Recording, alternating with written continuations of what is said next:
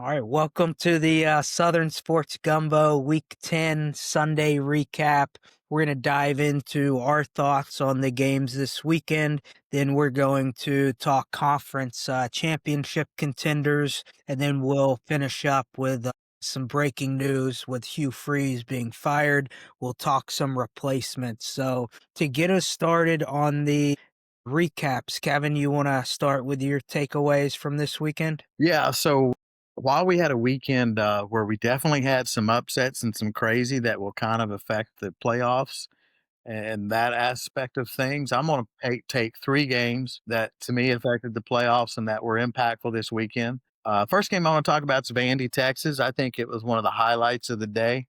Ended up being a Texas 3-point win, and what I think is probably Texas' best performance of the year. I know they looked well against Oklahoma, but to me, that was a game they played well for a half. In this game, it was definitely Arch Manning's best game of the year, in my opinion, and his most complete game. We talked about it going into it about how um, he often plays through spots. Well, he came out very, very hot from the beginning, completed like his first 10 passes. And I think they scored on every possession, like their first four full length possessions for touchdowns, with the exception of at the end of the first half with a field goal attempt, came in there. So he was 25 of 33, averaged right at 10 yards an attempt, which that's some elite numbers and three touchdowns. And they were very good. And then you look at Texas defensively, they were really, really good for three quarters. And Colin Simmons was dominant. He affected that game, and more than just his stats showed. He was all in Pavia's lunch, and I thought Texas defense did a great job of stopping Vanderbilt's run, making Pavia beat them from the pocket. Which, if you look at Pavia's numbers, they were really good also, but a lot of that was mid third quarter, fourth quarter. I think if Vandy has one regret, it would be again, and especially the way Texas was stacking the line to stop their run. I think Vandy probably had one regret is that they waited too late to open it up and let Pavia try to win the game from the pocket. He did show effectiveness, in that fourth quarter and almost brought him back. And again, Vandy missed a 48-yard field goal in the second half, or it would have been tied. Now Texas had a missed field goal too, but just talking about the opportunities that Vandy had. But this was a good game. Vandy almost got the onside kick. It squirted away there at the end. Good game, and both teams had over 400 yards of offense. There was only one turnover, which was Vandy's first possession, and both had 70 yards and penalties right at 30, same time of possession. So, but big win for Texas. And in my opinion, this puts Texas and Vandy both in the hunt for the playoffs. Now, they both have two losses now. I think they both have to win out. Second game I want to mention is SMU and Miami. And this was a game we mentioned about 3 or 4 weeks ago as a potential for an upset with Miami when they were still undefeated, being on the road and at SMU. And SMU was able to pull off the win there in a game that to me was, I think the Texas Vandy game was a better, well played game for the entirety, but there was a lot of heart in this game showed by SMU to come back and get the victory. Miami led, even though it was very competitive for most of the game. It was a 10-7 game at half, and going into the fourth quarter, it was tied at 17. Then Miami took it, scored a field goal to go up 2017 early in the fourth quarter, and then in the last minute, I think there was around 30 seconds to go. SMU kicked a 48-yard field goal to send it into overtime. Carson Beck had another two interception game, and then again going back to SMU, the one thing we were concerned about SMU in this game was their ability to play turnover free because they've not had a lot of games this year where they've done that. But in this game, they were able to limit their turnovers to one, and they won that turnover battle 2-1, two for Miami. And again, those were both Carson Beck interceptions and one in overtime. But big win for my on their home field. I think it was the first time they'd ever beaten a top 10 team at Gerald Ford Stadium, their home stadium. Not, back in the day when they used to play at Texas Stadium, they won some of those games, but not since they moved their games to on campus. So big win for them, big win for Rhett Lashley. They're 6-3 in the ACC. I don't think they're a playoff contender. I also think that this loss knocks Miami out, in my opinion, because to me, they're way down the list for teams that could play in that SEC championship. And I think they're down the list of teams that could. I think that max that league gets two bids. So I think both these teams are eliminated. But potentially for SMU, they could end up with a 9-3, 8-4 season. When you look at the last 2 years, they won um, 10 games regular season in both of those seasons. So it could give them potentially 28, 29 wins over the last 3 years for Rhett Lashley. That's not counting the bowl games. That could be, I mean, that's an average of right at 9.5 games a year winning wise for him. So good win there for SMU and something their program can be proud of.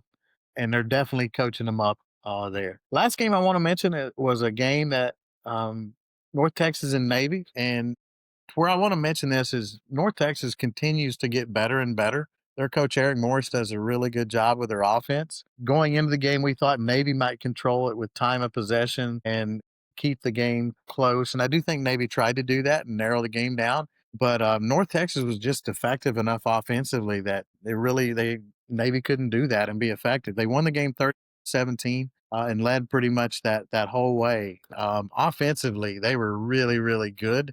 Their quarterback was 19 of 24, 235 yards passing. And then their running back, Caleb Hawkins, who's a freshman, and he shows the ability to catch and run the ball. Anyhow, yesterday he had 197 on the ground and 4 touchdowns. Um, Freshman from Shawnee, Oklahoma, that wasn't necessarily recruited highly, but has proven to play. And I think he has definitely pretty much cemented himself to be a freshman All American this year. Averaged 6 yards a carry yesterday with 4 touchdowns. So that's the 3 games that I made. Well, let me say one more thing about North Texas here. North Texas is a team that's got a shot to be that non-power 4 conference representative. They play UAB, they play Rice. They're going to be favored in both those games. Then they play Temple at home to close out their season. They will be substantial double-digit favorites in all 3 of these games. So that's going to put them in a very good place to be in that conference championship. Maybe a matchup with either Memphis or South Florida. And I think whoever wins that conference championship is your non-power 4 representative. So that's why I wanted to mention North Texas. They have definitely put themselves right square in the middle of the hunt. So Yeah, that's I my wanted 3 to I games. wanted to talk Sweet, you about want to Georgia and Florida yesterday. mention your Georgia left recap games for Jacksonville the with a weekend? 24-20 victory over the Gators yesterday. They were down 2017 going into the fourth quarter, but Chauncey Bones was able to take a 36-yard touchdown run to the house to seal it for him with about 4.5 minutes left in the game. What I take away from this game from Georgia is this isn't the Georgia of a few years ago. Uh, Offensively, even defensively, they just don't look the same. They don't look the same getting off the bus. I don't think that Georgia is a team that I would be concerned with watching them play again yesterday as somebody who's got a chance to win a national title. They're going to get into the playoffs, I'm pretty sure. But offensively, they just can't get anything going. Gunnar Stockton had 223 yards through the air yesterday to go with a couple of touchdowns. Zachariah Branch had 112 yards receiving, but they just, no, Florida's got a good defense. I can't put my finger on why Georgia just isn't getting it done. A lot of it has to do with DMAC's boy Todd Monken not being there anymore. If he was there, they'd have 3 natties and probably be working on a 4th right now. But fortunately, he left, and maybe he'll come to LSU. Who knows? But yeah, they just don't appear to be the same. And hats off to Florida for giving a good effort yesterday. Interim coach Gonzalez did a heck of a job getting the boys fired up for it. The last game in Jacksonville for a few years. Next year, they come to Mercedes-Benz, and the year after that, I believe they go to Tampa, I want to say, while they redo the stadium in Jacksonville. So big win for Georgia to keep the playoff hopes alive yesterday. Florida's season's done anyway, and I don't know if this knocks them out of bowl eligibility or not, but it doesn't matter because it'd be the weed whacker bowl and it's trash anyway. The second game I wanted to talk about was Oklahoma and Tennessee. This is one that I was sure, and I told Bob's Garage, if you want to question me on a game, don't question me on this one because Tennessee's covering this game. Hell, they couldn't even win. I'm truly the mush. My wife hates me now more so than usual because I picked Tennessee and they blew it again. Hats off to Oklahoma for winning the game. They had 351 yards to Tennessee's 456. Tennessee had almost 400 yards through the air. And what ended up killing them was Joey Aguilar's 2 interceptions. Those both came at crucial times. Oklahoma had the big defensive touchdown, and just a tough overall day for Bobby Hill and the boys on Rocky Top. I think at the end of this obviously knocks Tennessee out of the playoff contention, and Oklahoma keeps their bid alive. Oklahoma still got a tough road to hoe. I think they still have LSU and maybe Texas A&M. I don't have their schedule in front of me, but Oklahoma's still got their season in front of them. They could still sneak into the playoffs. Tennessee, I don't know where they go from here. They really expected to be there at the end this year. I don't know if the rumors about Heupel being talked to by LSU and a few other schools is got to the team and it's made them lose their focus. I'm not sure what's going on, but at the end of the day, they just didn't get it done again. It comes down to turnovers. Mac's favorite stat. Those turnovers ended up being the difference between Tennessee winning and losing yesterday. Who do you got for your games this week, D-Mac? Yeah, one thing before we move to my game, Sweets, I am glad that Georgia won, or I would hate to be you in your house this week after picking Tennessee and Georgia, and that house divided already. If you picked both of their teams and they lost, that would be tough. But my first game that I want to talk about is Mississippi State, Arkansas. Mississippi State won this game 35. They were down 6 at halftime, and really going into the fourth quarter, this game had gotten away from Mississippi State a bit. With about 13 and a half minutes left in the game, Arkansas scored and went up 35-21. And what does Mississippi State do? They march down, score a touchdown, make it a 35-28 game, force a punt from Arkansas, get a field goal, so make it a 35-31 game, force another punt. Both of those were 3 and outs. Then they go down and score a touchdown late and then force Arkansas to turn it over after 4 plays. So they really stepped up in the fourth quarter. A few key notes: Arkansas really ran the ball well. Arkansas ran for, I think, 239 yards in this one, but Mississippi State just found a way to get it done. 3 passing touchdowns, 2 of those from Blake Shapen, who only committed 1 turnover. They didn't run the ball great, but they ran it efficient enough. Kamario Taylor had 6 carries for 55 yards and a touchdown. Devon Booth got in the end zone, but averaged less than a yard a carry. So things just went right for the Bulldogs this week. A team that I've been saying is at some point this year, they're going to get an SEC win, and they did just that. So shout out to them. They've played a lot of close games this year, and Arkansas is a team that likes to make things interesting. I think back to that Memphis game when they had that turnover late. They just turn the ball over and, commit a ton of penalties. So I forgot about I was that waiting for you to roughing bring it the up, kicker D-Mac. They on had that 193 field goal. penalty yards on 18 52 penalties. yarder and That's you're roughing the insane. kicker. I mean, come on. That's Good Marietta High Lord. School, right? That's a Marietta High School type penalty game right there. I think it was Yeah, 212 when the game actually ended. Had to be they the are school record. They already weren't very disciplined under Sam Pittman, but they have kind of done the opposite. Now the offense still puts up yards and puts up points, but as a team, they've become more undisciplined under the interim coach, which is something you don't see that often. So shout out to State for finding a way, and Arkansas. They I know think how you've to got to lose. hit the They've got to hit the shopping mart for their next coach because I don't think it's the interim. So that brings me to my last game, Kentucky and Auburn. This was a game of no offense. Kentucky won this game 10-3. It was a 3-3 game at halftime. And the first possession of the second half for Kentucky, they scored a touchdown. So basically, you had one drive coming out of halftime that scored a touchdown. The rest was just terrible offensive play. Kentucky did sack Auburn quarterbacks 7 times in this one. When you look at the numbers, Kentucky had 240 yards of total offense. Auburn had 241. So they're 481 yards.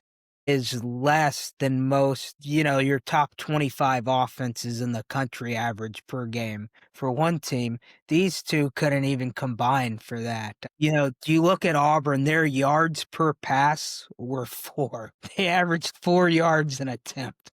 That's about as bad as it gets. Auburn ended up firing their coach, and I know we'll dive more into the Hugh Freeze info shortly. But one credit to both of these teams, they combined for 7 penalties for 46 yards. So it was clean football. It just wasn't pretty football. Clean on the active penalties. Now, I wouldn't say it's clean on execution. That's Yeah. one ugly game. No, but I mean, I guess one bright spot is, hey, Kentucky, you only committed 3 penalties for 20 yards, and Auburn, you only committed 4 for 26. So some positives. I mean, both of these teams averaged less than 3 yards a carry on the ground. Auburn obviously has issues. They fired their coach, but I think it might be time to see Deuce Knight throw a football over there.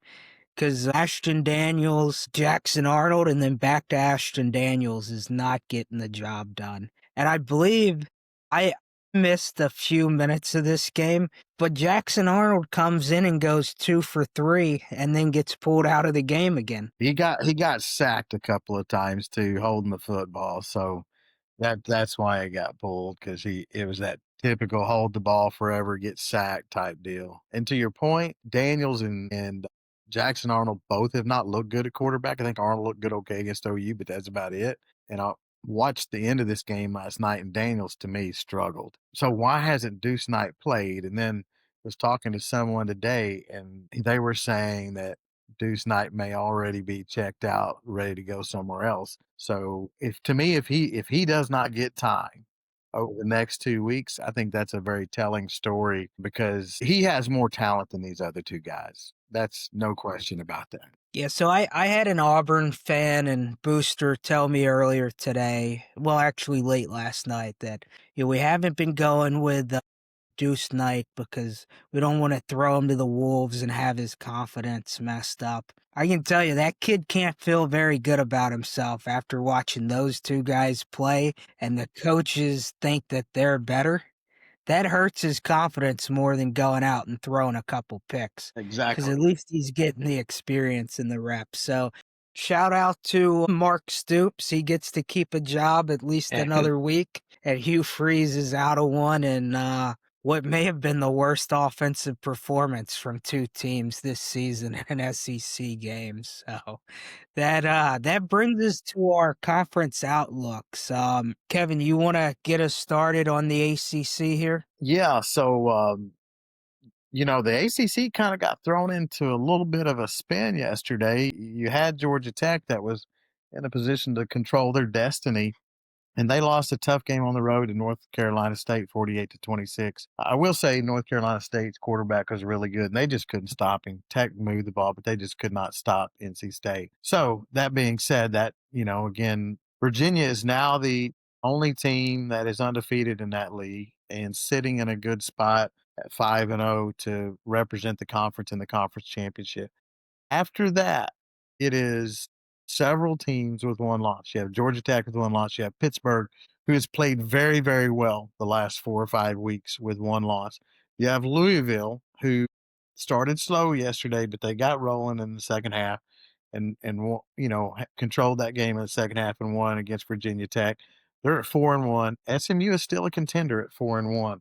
So I guess I mentioned they're not necessarily a playoff candidate. I guess if they could win out and win that conference championship, they're in there. And then lastly, you have Duke, who's 4-1 too. So you have 1, 2, 3, 4, 5. This is 6. This is probably the most wide open league out of all these conferences. Now, again, it's a 2-bid league at the most, and we're going to see this settle over the next couple of weeks. But it's pretty wide open. So, I mean, that would be my consensus with it. Saturday the 22nd, Georgia Tech plays Pitt at home. So that is obviously a game that is going to eliminate somebody. And in my opinion, that is really the only game I see on Georgia Tech's schedule that can knock them out of the conference championship. And they only have two games left. And then, from standpoint of Virginia, I like their chances to get into the to the at least the conference championship in it anyway. Y'all's thoughts on the conference? They do play Duke coming up this week,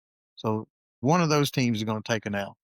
But go ahead. Yeah, so since I know somebody's going to ask this or while they're listening, think about this. Virginia did lose to NC State in week 2, but that was scheduled outside of the ACC conference schedule, so doesn't count as a conference loss. I know we're going to have one of these TikTok people who try to fact check us here, so just want to address that real quick. Even though they lost to a team in their conference that was scheduled outside of ACC play. Yeah, I think we've got to look at I think this is going to be a one bid league now. You got to look at SMU, who could sneak in as a 9-3, well 10-3 if they win out and can win the conference championship. So they're a team that I think is still very well in this. Yeah, I mean you've got 6 teams who all have one loss or less, and I think Miami's officially out of I the think college football I think two playoff teams right could now sneak in because out of ten the and two ACC under not the right making your scenario. conference Let's say championship Georgia Tech gets is into not that going to be good championship enough to game get it done out of the with one ACC. loss and Sweets, loses what do that you championship think? game, but they beat number 5 Georgia in the last week of the season. So I think Georgia Tech sitting there at 10-2 or 11-2 with a conference championship game. If they lost to a Virginia or a Louisville, I think Georgia Tech still may sneak in there in that scenario. What do you think about that, Kev? I totally agree with 100% with what you said. I think it's a 1 to 2 bid league, but I'm not going to rule 2 out yet because I think Georgia Tech could get in. I think Louisville could get in. I think, if Virginia runs the table winning 9 games in a row and then also wins in that conference championship, that puts them in a good place. Now, again, with these teams, these top 6 teams, they do play each other in the next few weeks. So Louisville plays SMU at SMU. I think it was the 22nd.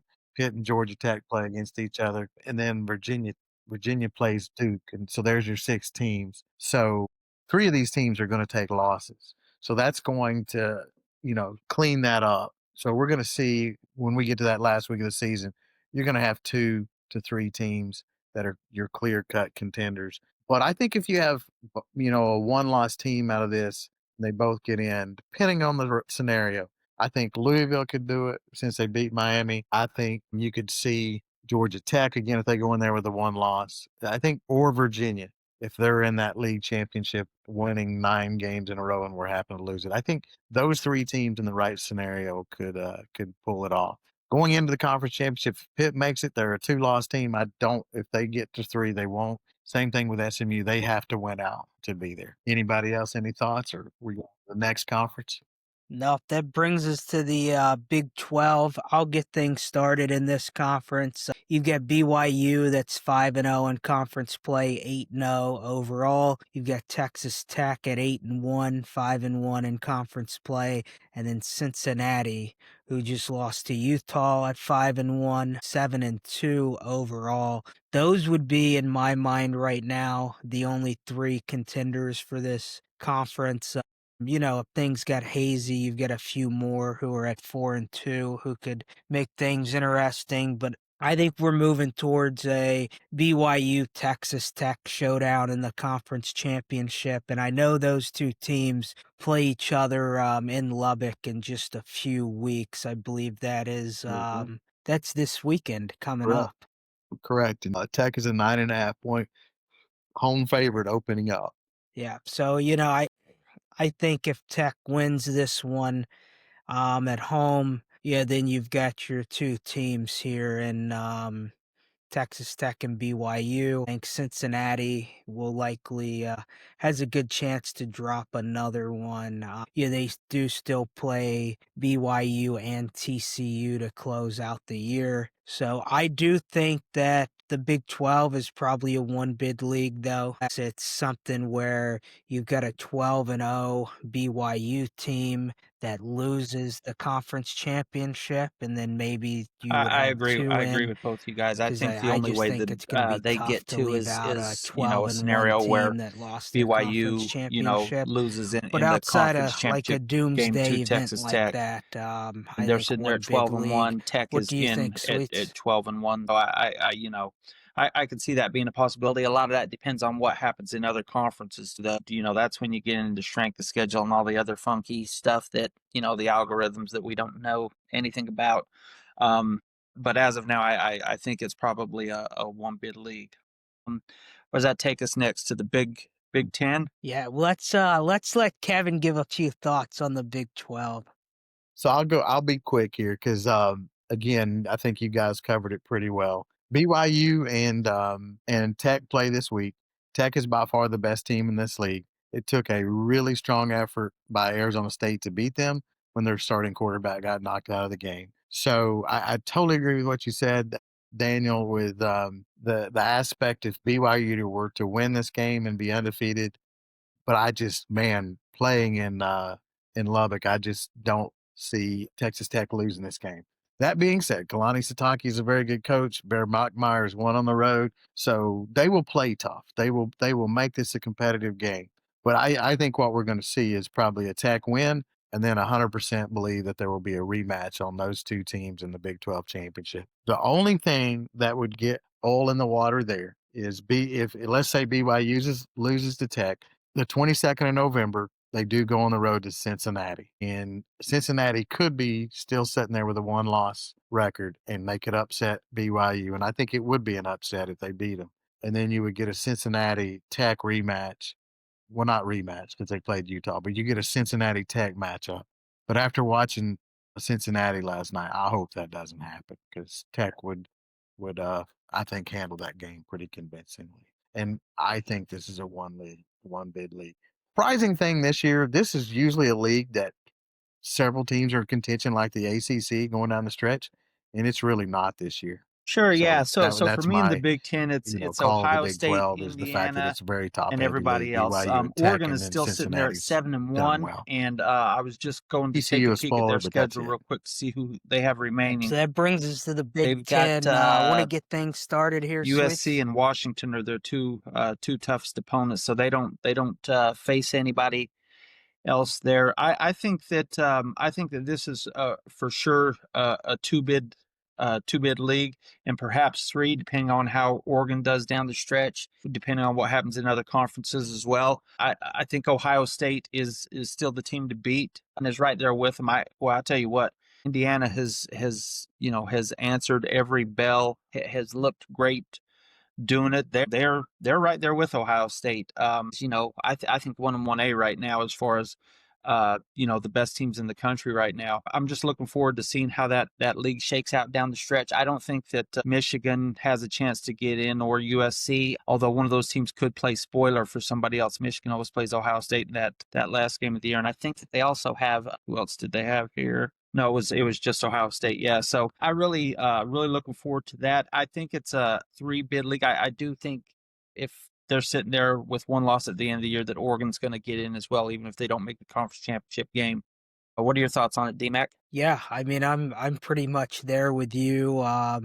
If Michigan can somehow find a way to run the table and upset Ohio State, them at 10-2 with, a quality loss to an SEC team makes things a little interesting, but I would say no more than 3 get in. I don't want to say that Ohio State and Indiana are locks at this point, but if you look at who Indiana has left the rest of the season, they play at Penn State, Wisconsin, and Purdue, so really like their chances to be a favorite by 2 scores in every one of those games down the stretch here. So I think 2 teams for sure, likely a third. What do you think, Kevin? Yeah, so I'll go ahead and say that I feel like Ohio State and Indiana are locks, especially with who they finish up with. Indiana, and they're on a mission. Signetti's coaching them hard. I just don't see them losing a game. And I don't see Ohio State losing a game. They do play at Michigan at the end of the season, and that could happen. But they could lose that game and be 11-1 and one loss in conference and still play in the Big Ten championship. I see it. So I think those two teams are locks to play in the Big Ten championship, and I think those two teams are locks to be in the playoffs. I think it's a three bid league this year, potentially a four bid league, but I think the teams that battle it out. And DMAC, we touched on it a little bit last week when we covered this. There's three teams to me that are going to battle for that, and they all play each other down the stretch. You have Oregon, who I'm not sold on yet. And then you have Iowa, who's playing really good ball now, and they've got two losses, but they're playing very well. And they did take a tough loss out of conference on the road in a rivalry game that I think is early enough in the season. It might not hurt them when you get down to the end of this if they were to beat Oregon and USC and maybe stumble along the road somewhere else. So I think Iowa factors into this, and they play both Oregon at home this weekend, and then the weekend after that they go on the road to USC. It would be a tough game to win. And then I think your third team in this threesome that is going to battle it out is USC. And USC also plays both Oregon and Iowa. So I think the way that these teams finish down the stretch, the teams that they play, Iowa's also got to go to Nebraska. So they probably have the toughest stretch out of these three teams. That being said, if they were to win all three of these games, I think they get in. And so, but I think they'll sort it out amongst them. I think one of those teams gets in, and I'm not here ready to say which one of them's gonna get in. I just don't know if Oregon can win a physical game. Indiana handled them physically. Iowa played Indiana the best all year, and they matched their physicality. So that's what I really want to see this weekend coming up is that Iowa Indiana. Or I can't get it straight here. That Iowa Oregon game and the physicality, and see if Oregon can step up to that. Yeah, so that brings us to the SEC. Kevin, get us started on the SEC. So, coming into this week, we had a pretty wide open SEC, and it still is. And when I say pretty wide open, you had Tennessee was still in it. You had Vandy looking in a really good situation if they could go on the road and win at Texas, and which they didn't. So to me, it's you're starting to see a couple teams get themselves in a place where they could be eliminated.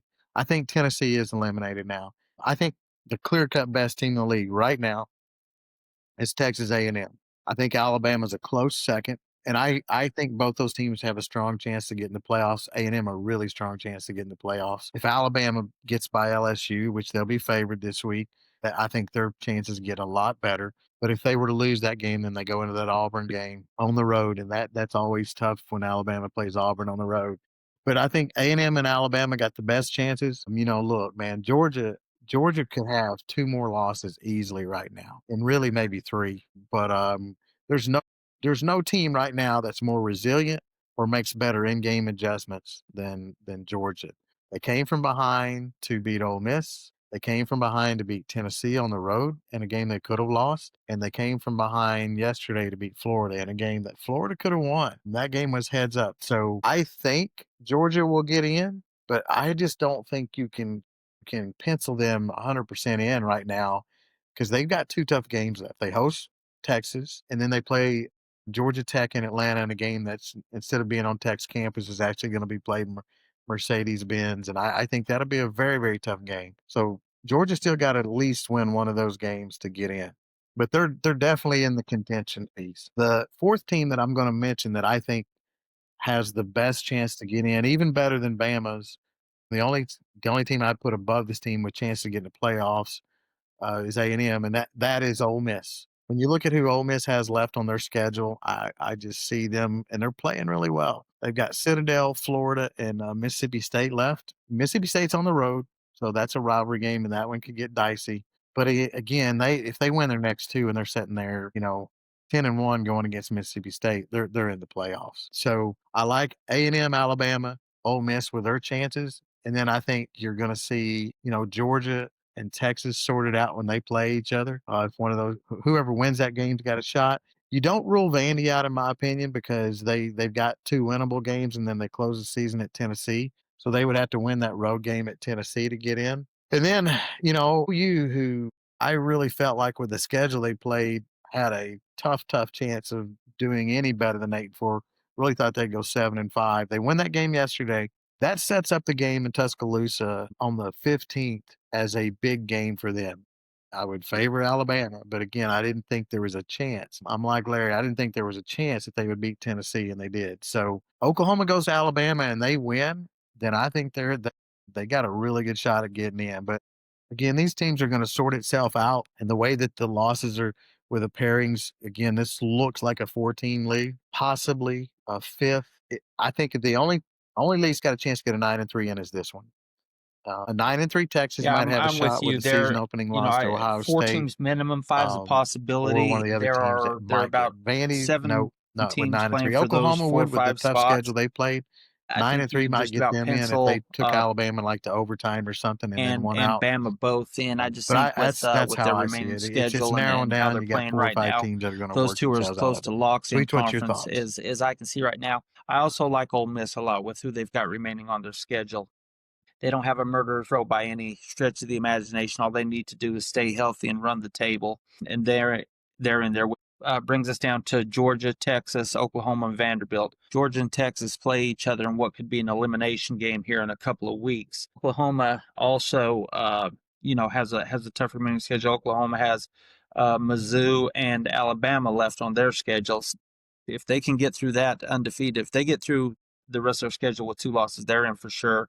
And then you got Vanderbilt sitting there with 2 losses, and their schedule's favorable with the exception of Tennessee that last game of the year. If Vandy's 10-2, I don't see how they don't get in. So it's I'm going to be curious to see how this plays out. But lots of conference games in there where these guys will sort it out themselves. I know one team that doesn't have a chance, and that's LSU. But hopefully, we're going to turn that around next year with D-Mac's boy Todd Monken at the helm. What are your thoughts on this, D-Mac? Bless you. Yeah, I think the 4 teams we've talked about, Excuse me. A&M, well, really A&M, Alabama, and Ole Miss are, have the easiest path to the playoff. When you look at Texas, I mean, they still travel to Georgia, to Athens, and they play A&M. That's a pretty tough schedule moving forward. So I think 4 is extremely realistic for this league. 5 is a possibility. With you, Kevin, on a 9-3 team, Texas would probably be the only one I could see. Maybe somehow Georgia, if it's a close loss to Texas, but then losing that last week of the year, I think would move them out. So yeah, going to be interesting to see. But I think Alabama and A&M are your 2 favorites to get into the conference championship. So yeah, gonna be some good football the last few weeks here. Anything before we move on to the breaking news today, Hugh Freeze being fired? Any last thoughts on college football playoff? So I would go to that non-group of 4, and again, I 4 teams in there for that one, in my opinion. Excuse me. Memphis, North Texas, South Florida, Tulane.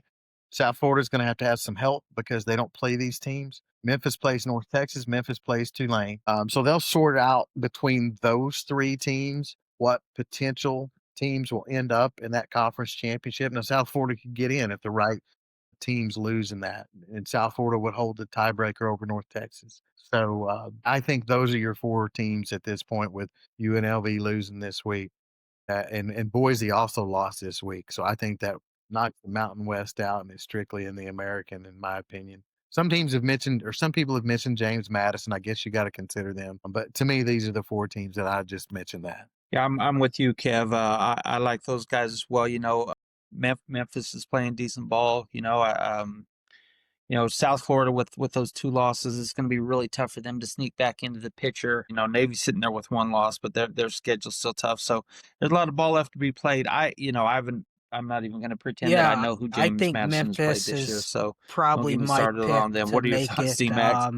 Yeah, they have to continue to win, but if they do that, they're golden. The USF with the 2 losses is going to be tough unless they win that conference. So if I had to bet, I would take Memphis right now as your group of 5 teams. So it brings us to the funnest part of this podcast tonight. Auburn fired their head coach Hugh Freeze this morning. Lost another one-score game yesterday to a team that was winless coming into that game in Kentucky. Sweets, what are your thoughts on the change? Well, being here in Marietta, I know a lot of Auburn people, and I know that they are a happy fan base this afternoon that they've finally gotten rid of Freeze. You could hear the signs even early in the summer with the recruiting and stuff when their class was sitting there somewhere in the 70s, and instead of being out on the recruiting shelf, Freeze was out on the back nine, playing an E9, after he'd lost his first few Nassau, so he had to come back big there and was more worried about his golf team than it was his football team. At the end of the day, Auburn just, like I said, they're the most toxic fan base up at the top with their boosters, with the Yellowwood guy and everybody else there. Just everybody wants to be the head honcho and be in control, but they can't all get on the same page. If they do, they're going to be really dangerous because Auburn has a lot of money and a lot of backing, and they have a will to win. They really want to win football games, but until they can get that figured out at the top and come together as a unit, they're gonna. Yeah, I I could see them think doing this exactly again in what you another just said four or about five them being years a from now. What are your toxic thoughts, group. Kev? And I where so to me, the first thing that I think Auburn's got to figure out is how do they hold on to this roster and hold on to any. They haven't got the best recruiting class, but they have a good roster. They have a very good defensive side of the football. They have good skilled guys on offense, and I think that's got to be their number one concern because, like you referenced, it's a very toxic group that often eats their own. They have a history of that. So if I am an Auburn fan, I am very concerned that I'm going to lose the best players on this team to the portal.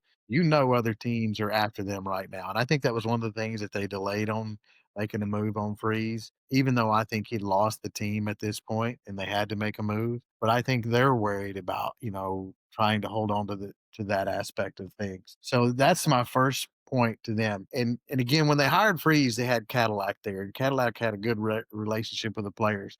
Frank Wilson stabilized LSU's scenario right off the bat. We've not seen that. And look, DJ Durkin is, if he's not considered for this job, he's going to spend the next 6 weeks looking for his next job. So who is going to hold those guys together? Because there's plenty of teams that are going to want what they have. Freeze was done. I mean, man, you talk about a guy that was known as supposedly an offensive coach and picked some of the worst quarterbacks, and it just did him in. The quarterback play there has been just atrocious. You can talk about less in quarterback play at LSU. It touches nothing what Freeze has done to the quarterback position at Auburn. It's just been awful. You know, no one thought that they could do worse than Peyton Thorne for 2 years, and then they proved this year that they can do worse than what Peyton Thorne did. So I'll say that, and then I'll throw some candidates out here. So to me, Don Summerall is the one they want. He grew up in the state of Alabama. He's from Huntsville, coached at Troy. So, before all these jobs opened up, I think it was a known quantity that he wanted this job. So I think that's who they go after first and foremost. And and I think they have a good chance of landing in. Now that being said, man, you've got a lot of jobs open right now, and Summerall could end up at Florida or something like that if Lane doesn't decide to go. A couple other coaches I'll just throw out here that I think they'll try to talk to. I think they'll try to talk to Brent Key. I think they'll try to talk to Clark Lee. And they play Vandy coming up, and they're probably going to get thumped there. And so I think they'll try to talk to Clark Lee. Here's one coach that if they hire, I think will take them down the same path as they've been the last 4 or 5 years. This coach is talked about a lot for head jobs, and that's Glenn Schumann, the defensive coordinator at Georgia. I think he'll get a conversation with them. But if you really look at Georgia's defenses since 22, I just don't see it. So if they go and they hire Glenn Schumann, I think they'll continue down the path that they have. There is no school after the Harsin debacle and then 3 years of a losing record with Hugh Freeze. There is no school at risk more of where they're at in football right now than Auburn. Again, and with those toxic fans, they have to make a good hire. If they don't get a guy that can win 8 games next year with some of the talent they've got and hold that team together, I'm going to go extreme here, but I just feel this way with where the rest of the conference is and the talent in the conference. If Auburn don't make a good hire here, in 3 years we'll be talking about Auburn like we talk about Arkansas, a team that just has year after year losing records. So that's my opinion on Auburn. D-Mac, what's your thoughts? Yeah, I mean, Auburn hasn't had a winning season since the pandemic started in 2020. Their last winning season was with Gus Malzahn. So, if you want to get to nine wins again, why not call the Florida State offensive coordinator back? Just bring him back. Win a few games. I do think I know the job itself is quality. Auburn's a good university. Man, with the last 6 years for them, I almost want to put Arkansas as a better job than Auburn. I know it's not, but I mean Auburn's looking at. Yeah, I don't think they can hold this roster together. If there's anything we've learned about college football is, you've heard Lane Kiffin and other coaches talk. A freshman has a good game, and their schools and his DMs, hey, we can offer you more. I would bet every two deep player at Auburn, possibly even three deep in some positions, has been talked to since last night's game, if they hadn't already been talked to all season. So I don't think they can hold this roster together, mainly because I don't think John Summerall, he may be a good fit for them, but I don't think he instills into star players, hey, this guy's got this awesome track record. And he's been successful at Tulane and at Troy, but I don't know if that's the piece that holds, a star linebacker or a star wide receiver to your school who is largely there because of money to begin with. They're going to be shopping for better deals. So I don't think they can hold this program or this roster together, and I don't think that they're bowl eligible next year, regardless of who they hire. So, the Auburn booster base has got to understand that whoever we bring in isn't taking us to a bowl game immediately necessarily. Hugh Freeze had what, 2.5 seasons. Harson's had 2.5. So, the shelf life, as bad as people may think it is at a place like LSU, it's even shorter at Auburn with less success of winning games over the last 25, 30 years. So you're walking into a place that already doesn't have a winning pedigree as some of the top programs, and you're only guaranteed what, 2.5 years there. So I don't know how lucrative this job's gonna be. I think you're gonna have to hope that, your LSU, your Penn State, your Florida, potentially some other openings that could open up, pass on guys you see as a fit. Because if John Summerall's the guy they want and LSU or, Florida picks up the phone and calls him, he's probably going to one of those two schools. It'll be interesting to see how it shakes up for Auburn, but right now, best case scenario, they're the fourth best job open, so not a lot of promise there. Anything else to add before we wrap up?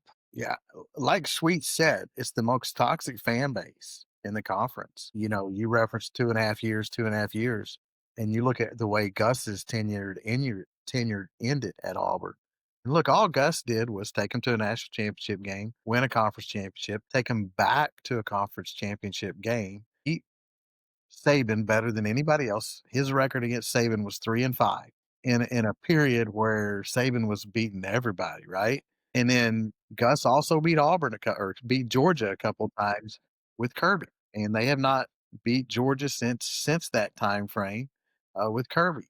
It took one year there shortly, and they were playing a conference championship in I think it was like 2015, 2016, and then Gus, had a solid 8-4. Which, if you look at the history of Auburn, they're an 8-5, 8-4 team, and so he won a lot there. But man, when that fan base got upset with him, there is no fan base that turns quicker.